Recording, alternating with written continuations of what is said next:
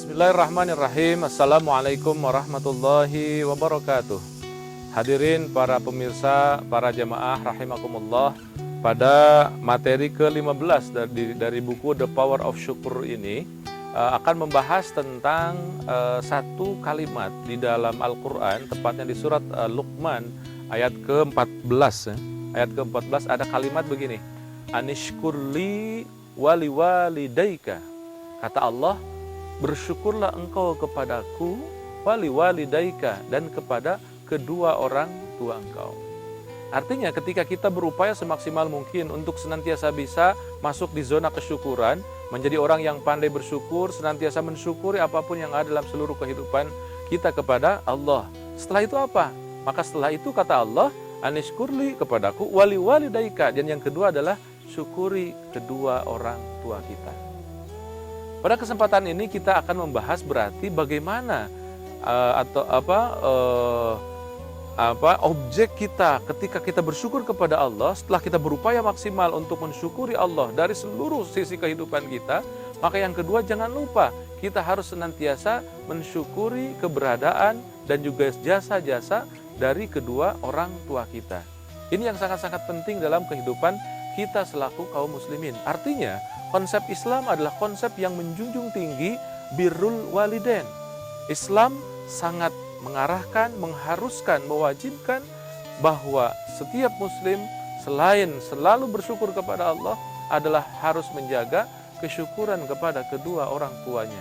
Siapapun itu, apakah orang tua kita kita senangi ataukah tidak, satu iman ataukah tidak dengan kita, satu profesi ataukah tidak, seluruh perbedaan itu tidak menghalangi kita untuk senantiasa bisa bersyukur kepada Allah dan kedua orang tua, kepada kedua orang tua kita.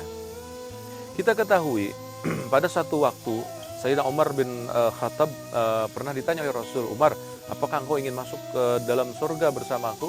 Tentu ya Rasulullah. Apa jawaban Rasulullah? Umar, jika engkau ingin masuk dalam surga, engkau harus minta doa kepada seorang saleh yang dijamin akan masuk surga. Dia namanya adalah Uwais Al-Qarni dari Yaman.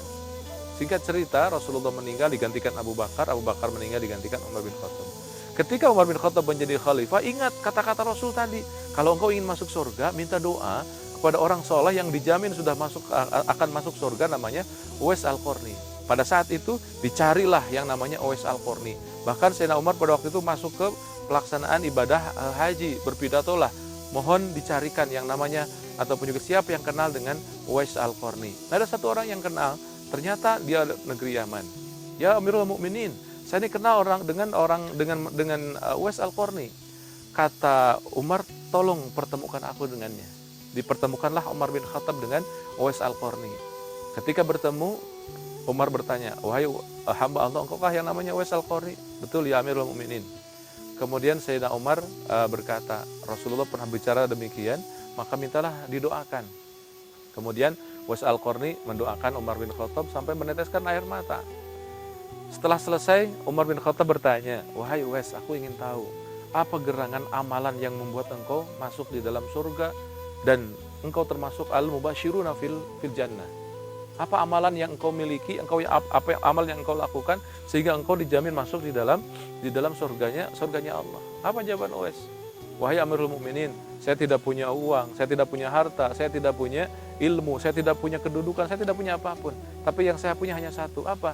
Saya punya tekad tidak ingin mengecewakan kedua orang tua saya. Sampai-sampai saya mendengar orang tua saya ingin masuk ke Ka'bah, ingin ibadah haji. Saya tidak punya kuda, saya tidak punya unta, saya tidak punya uang. Apa yang saya lakukan?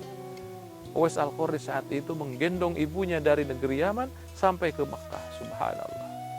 Betapa perhatian dan membahagiakan kedua orang tua ternyata dijamin oleh Allah lewat Uwais Al-Qarni tadi, tergambarkan betapa Allah menyimpan energi yang sangat-sangat dahsyat ketika seseorang membaikkan hubungannya dengan kedua orang tuanya. Maka untuk menjadi orang yang nikmat ibadah, nikmat hidup di dunia dan di akhirat, satu kuncinya selain kita setelah beribadah ataupun juga bersyukur kepada Allah adalah juga mensyukuri keberadaan kasih sayang yang selama ini terpancar dari kedua orang tua kita. Jangan sia-siakan kesempatan ini. Rasulullah mengatakan raghma anfu, sampai 3 kali. Wih, kata-kata raghma anfu itu adalah satu kata yang sangat-sangat luar biasa. Kenapa ya Rasulullah? Rasulullah mengatakan jangan sampai engkau ketika orang tua engkau masih ada tidak menjadikan itu masuk dalam surga. Artinya, jadikan orang tua kita segalanya dalam hidup kita. Orang yang tidak membahagiakan, memuliakan, menghormati kedua orang tuanya, hidupnya tidak akan baik.